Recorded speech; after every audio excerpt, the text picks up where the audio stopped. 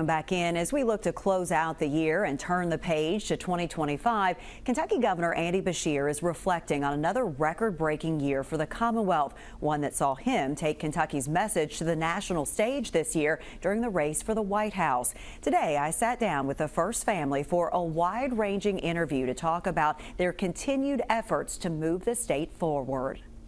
Adorned with lights and garland, the governor's mansion in Frankfort is ready for the holiday season. For Governor Andy Beshear and First Lady Brittany Beshear, that also means taking a step back and looking at another year serving Kentuckians as the First Family. When you think about this year and you look back on it, do you have a word that reflects this past year, and what does it mean to you? I'd say exciting. This is going to be our fourth best year ever in terms of economic development investment. Which means we're creating thousands upon thousands of new jobs, I think 9,400 plus this year. What's also exciting to the governor is Kentucky now being a place that others mark on a map as a place they want to do business and live. And I just loved this last year, and I got to see it firsthand. People looking up to us instead of looking down on us, of Kentucky being viewed in a whole new light. That's why we're talking about our new Kentucky home and leaving the stereotypes of the past in the past and marching into a bright future.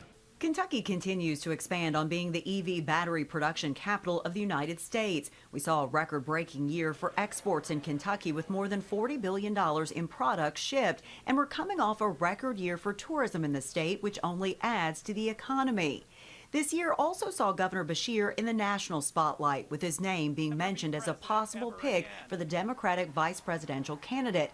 He stumped for Vice President Kamala Harris on the campaign trail, and in doing so was able to introduce a lot of people to a state he loves. Well, the most special thing for me was to talk about Kentucky to a national audience, to talk to them about our amazing job growth, to talk to them about how we're bringing health care to all parts of the state. Just good things happening, and that concept, when you focus on the things that matter to people the most, their job, their health care, the roads and bridges they drive, the public school their kids go to, and their public safety, you move us forward. This holiday season, what really pulls at the governor's heartstrings is knowing that progress is being made in western and eastern Kentucky for the people who were displaced due to tornadoes and flooding, and who will now spend Christmas finally at home. My favorite thing that I've gotten to do as governor is hand over a set of keys and watch kids run through a new home and pick out their rooms.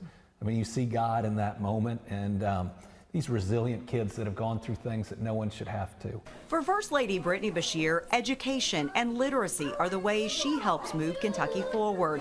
She spends a lot of time with some of the youngest Kentuckians, helping to inspire them. The excitement that kids have for learning and reading is palpable, and you never know what a kid's going to say. So one of my favorite things to do is to just talk with kids and meet them where they are and hear what's on their mind. And it is a long and myriad list of things that, they think about. As the governor and First Lady look to celebrate with their family, they have great hope for their larger Team Kentucky family and what is ahead in the new year. We've got so much that binds us together. There's such a sense of optimism in Kentucky when there's a sense of pessimism in the country.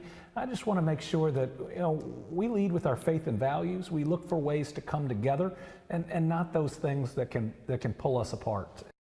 And Bill, coming up tomorrow on WKYT, more of our conversation with the First Family, including their holiday traditions and why First Dog Winnie has become such a staple at the state capitol. She might be one of the best dogs ever. She kind of roams around during the interview, and then eventually she gets bored and just lays right down. Well, grabs attention, right, as she did at the beginning of that story. Well, we look forward to tomorrow's interview.